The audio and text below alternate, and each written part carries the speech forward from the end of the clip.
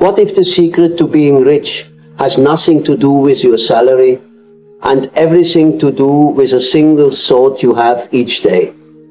I was trapped for years. My bank account grew, but my peace of mind shrank. I was earning more constantly, yet I always felt behind, constantly anxious about the next bill, the next emergency. I confused high income for high net worth. I spent on luxuries, telling myself, you've earned this. But that reward was a trap. And it wasn't until I discovered the one question that wealthy people ask themselves, a question I'm going to reveal in just a moment, that everything changed. You see, a consumer thinks, what can this money get for me today? An investor thinks, what can this money build for me tomorrow? That shift in perspective is the real key. Money doesn't create wealth. Your mindset around money does. A consumer trades future freedom for present comfort. An investor trades a little comfort now for absolute freedom later. In this video, I'll walk you through 12 mental frameworks of those who are genuinely wealthy, people who don't just chase money, but design systems that attract it. If you're ready to break free from the cycle of spending and start your path to real independence, watch all the way through, because framework number 4 will fundamentally alter your relationship with money. Framework 1. Move from spending cash to strategically placing it. I believed the myth that a bigger paycheck was the ultimate solution, but I learned that earning more doesn't make you wealthy. Deploying it intelligently makes you free. I remember my first real paycheck. It felt like a superpower. I acquired things, dined out, and justified it all. But when the months ended, my account was empty. The money didn't vanish. I dismissed it. I was behaving like a shopper, not a strategist. The wealthy don't merely spend. They assign a mission to every single dollar. Each unit of currency has a job to earn, to grow, or to purchase time. No dollar is ever unemployed. Picture this. Every dollar you own is a dedicated soldier in your army. If you waste them on trivialities, you're discharging your best troops. But if you deploy them into investments, learning, or assets, you're sending them out to recruit reinforcements. The wealthy don't let their capital expire in their wallet.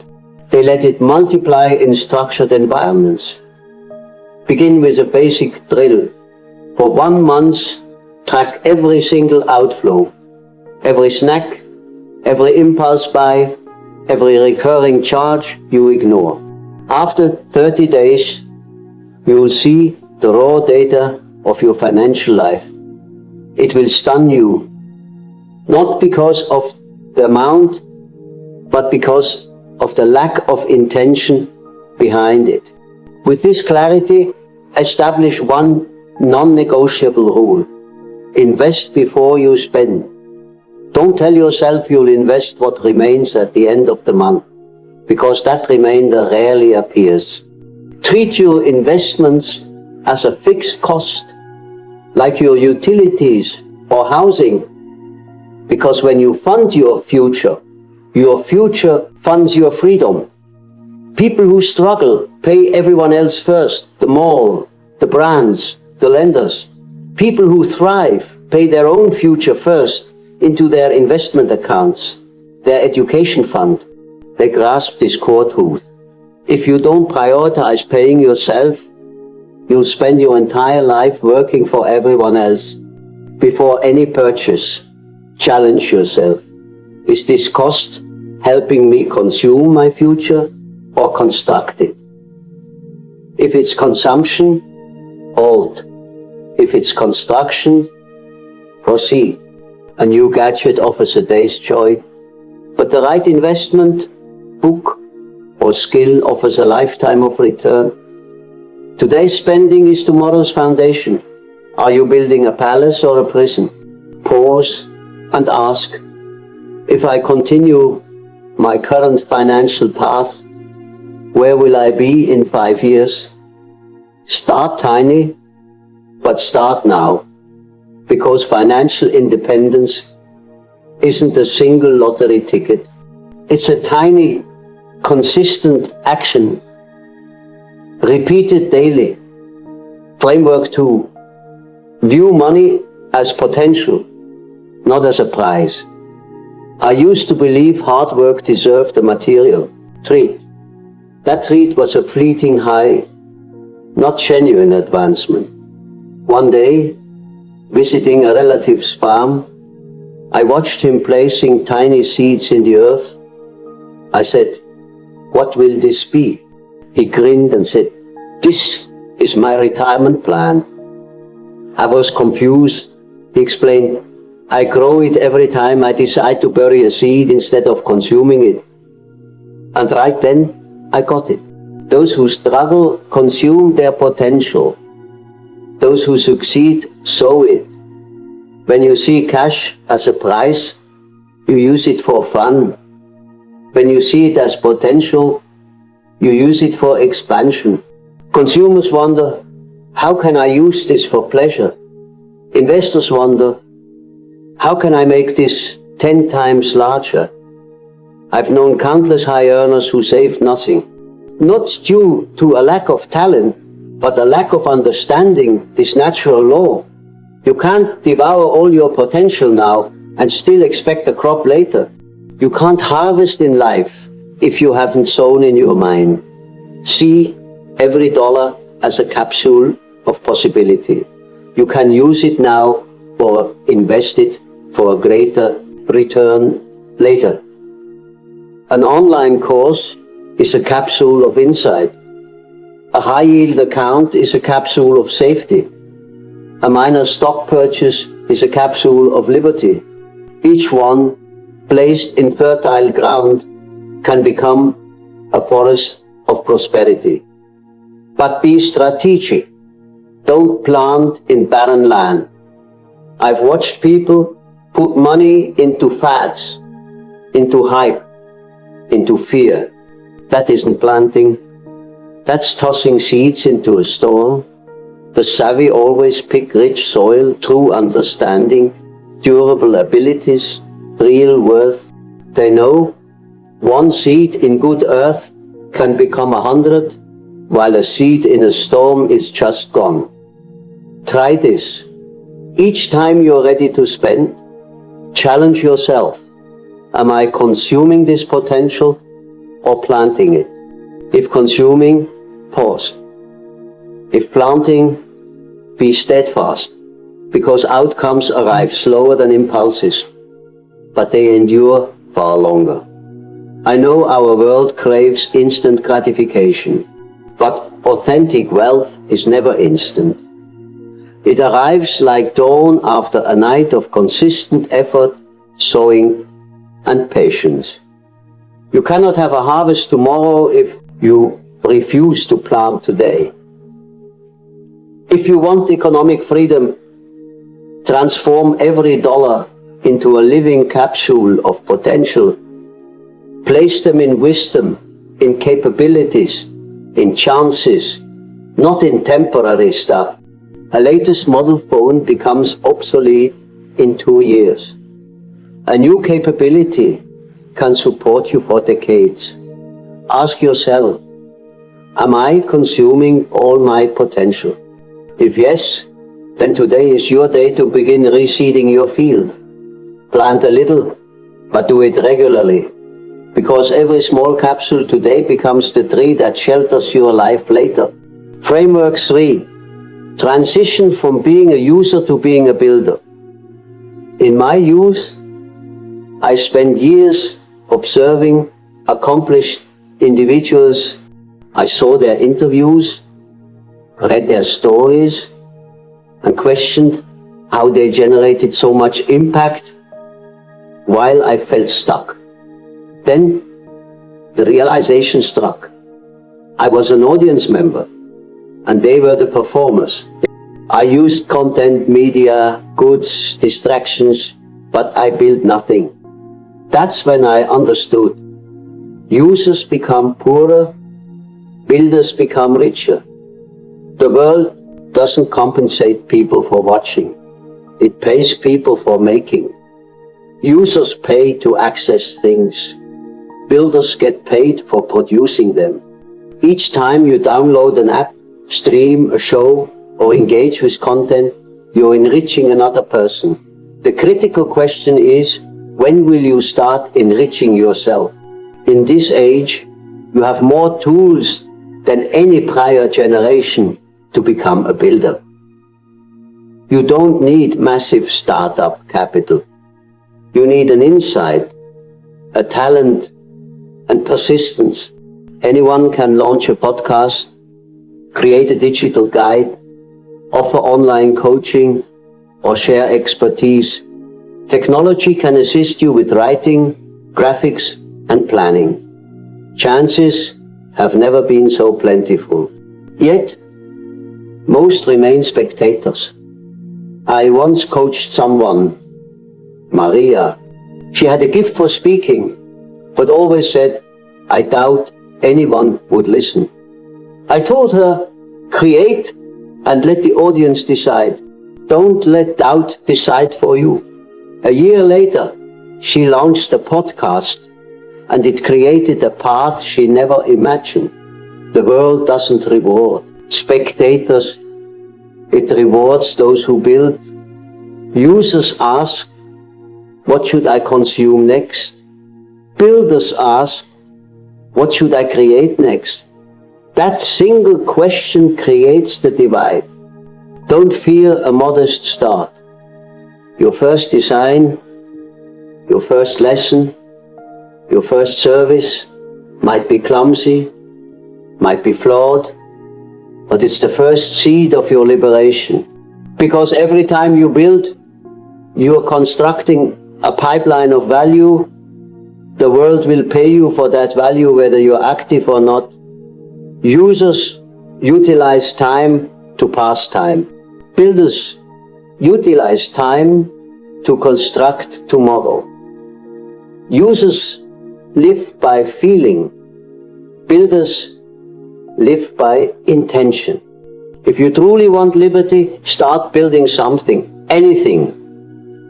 Even if it's minor, even if nobody sees it initially. A concept you grasp today can become a product you share tomorrow. A talent you possess can become a revenue source if you learn to offer it. The world doesn't need more watchers. It needs solution providers, value creators, and motivators. And you can be one if you cease only consuming and start building. Ask yourself, who is getting richer from my attention? Them or me? If it's them, then today you step into the arena. Don't just sit in the stands watching others live a life you want. Start drafting your own story, even the opening sentence. Because when you start building, the world starts paying attention. Framework 4. Manage minutes like a portfolio manager. I used to assume wealthy people had more hours. Later I learned they simply allocate those hours differently. Time is the most democratic resource. We all get 24 units each day. But why do some use those units to construct freedom, while others use the same units merely to get by? The answer is clear. Users fill time. Investors compound time. There was a period where my days were identical.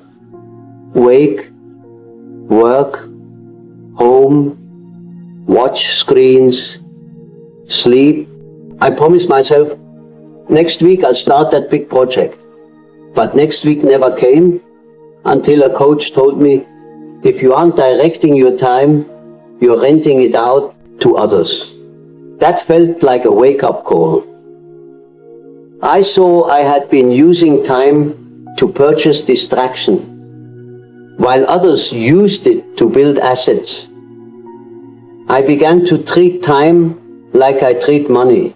If you spend currency, it's gone. If you invest currency, it expands. The same applies to time. When you dedicate an hour to learning a new tool, designing a process, or cultivating discipline, you're investing in your future self. But when you waste an hour on endless scrolling, pointless debates, or delay, you're demolishing your future. Recall, time is irreversible, but it always yields returns if invested with purpose. The wealthy don't seek to labor more, they seek to make each minute labor for them. They don't attempt to do all tasks, they concentrate on tasks that have a multiplier effect. That's leverage.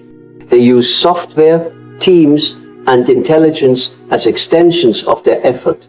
A piece of content they produce now can yield revenue for years. An automated process operates while they rest. A skill they impart can create continuous value. They know this. If you only exchange time for cash, you'll never buy freedom. Audit your day. How many hours are you investing in your future? And how many are you using to avoid the present? If you don't command your schedule, another will, and they'll use your time to construct their vision. I once knew a startup founder, Alex. He labored 14-hour days, but always said he had no time. I asked, why the long hours? He said, to earn enough to delegate. I replied, then start delegating now. I showed him how to outsource, systemize, and streamline.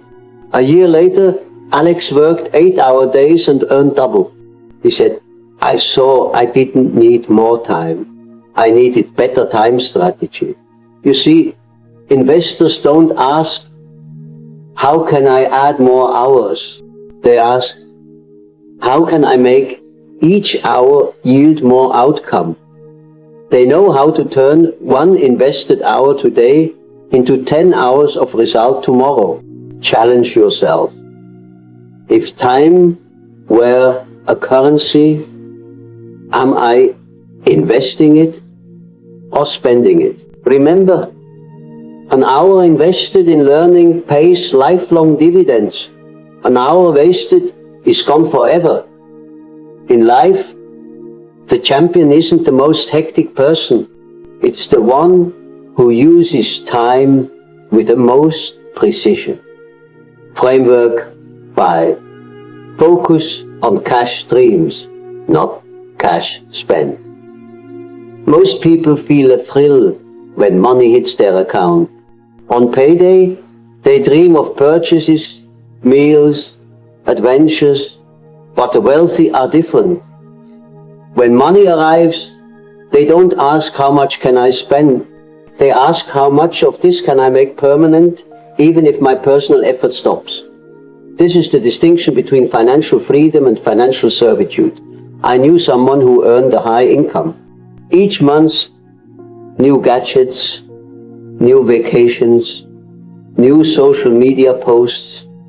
He thought he was winning, but one missed paycheck and his world crumbled. I asked him, do you own your money, or are you just its temporary custodian? He had no answer, because he only had earnings, not streams. Money you earn doesn't create wealth. Money that flows to you consistently creates freedom. The poor focus on salary, the wealthy focus on flow. Imagine this. A user digs a pond full when it rains, empty in a drought. An investor digs a spring flowing continuously, regardless of weather. Do you want to rely on a pond or a spring? That is your decision.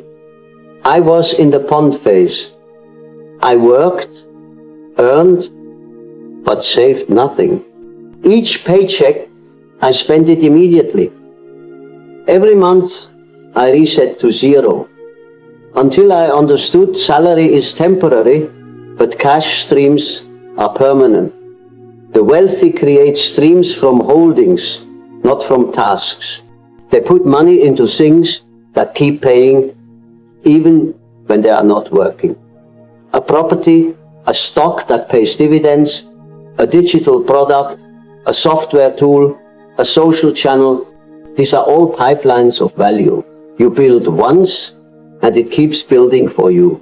I recall asking a mentor, how do I find financial freedom? He said, it's straightforward. Don't just work for money, work to establish cash streams. That idea rewired my brain. I began allocating 10% of all income to create new streams. Not huge ones, just small, consistent investments into index funds, digital assets, and side projects. Gradually, I saw the change. While I slept, money was still arriving. Today, you have infinite methods to build cash streams, from creating digital content, to online investments, to coaching, to using automation. The key isn't a massive launch, but a small start today. Remember, you don't need a huge asset to begin. You need a small, steady habit. Write this down. Where do my current streams originate? If I ceased working for 30 days, which pipelines would still flow? How can I initiate one new stream within 90 days? Because users live on their own exertion, while investors live on their designed systems. A system that works for you is genuine liberty. Ask yourself, if I stopped working tomorrow, what would continue to generate money? If the answer is nothing, then today is the day you start digging your first spring. Start with a single drop, but if you are persistent, that trickle will sustain you for life. Framework 6. Construct engines that operate in your absence. I thought freedom resulted from longer hours. I worked constantly, feeling proud of my hustle. But then I faced a hard truth. I wasn't working for freedom. I was working for a cage. If every part of your operation requires your direct input, then you aren't the owner. You're your own most demanding employee. And the most exhausting job is being a permanent employee of yourself. The wealthy grasp one concept. Systems let you replicate outcomes without duplicating effort. They don't just build companies. They build blueprints. A venture that thrives without their daily presence. A revenue channel that operates autonomously. A framework that works for them while they recover, learn, or connect with loved ones. In my early days, I had a small firm. I handled every detail, client meetings, agreements, invoices, even cleaning. I believed I was in charge. In reality, the workload was in charge of me. One time, I got sick and needed a week off. That's when I knew, if an engine halts when you step away, it's not an engine, it's a job. I started to evolve. I learned to assign tasks, automate and document procedures. I created manuals, taught my team, and used tech to manage. Step by step, I built an engine that could run without me. When I took a month off, income didn't fall, it rose. That's when I knew true freedom comes not from more work, but from smarter work. Today, you have endless resources. AI can draft messages, schedule posts, manage your inbox, or handle queries. Apps can analyze data in seconds, tasks that once took days. Technology isn't for increasing your to-do list, it's for increasing your life. So, instead of wondering what task is next, ask what can I build once that will keep generating value indefinitely. Build engines for your money, not cages for your time. If you're finding this valuable, hit like and follow Wake and Win for more insights that help you design a life of freedom. Don't go yet, because Framework 7 uncovers a hidden code that most overlook the silent language of wealth. Successful people don't just operate within systems, they architect them. Those who struggle remain in their own toil. A user always asks, what's my next task? An investor asks, how can this operate without my direct involvement? You can't live a large life if it all hinges on your personal labor. And you can't be free if you must be present every second for things to function. Starting now, pick one repetitive duty and challenge yourself. Can I automate this, streamline it, or assign it? Every duty you remove from your hands is an hour of freedom you reclaim. Ask yourself, if I were unavailable for a week, what in my world would continue operating? If the answer is nothing, then it's time to start building engines. Because only when your engines work for you do you truly start living, not just working.